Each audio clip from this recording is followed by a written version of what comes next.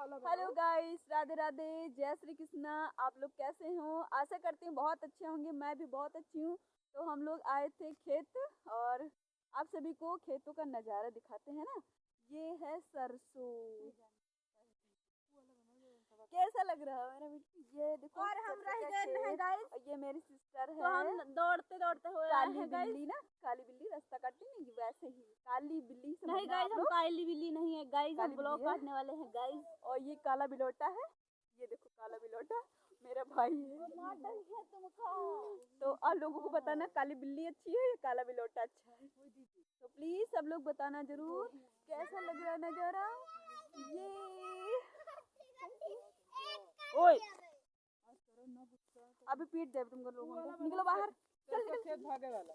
तो प्लीज सब लोग सपोर्ट करना, लाइक करना, शेयर करना और चैनल को सब्सक्राइब करना।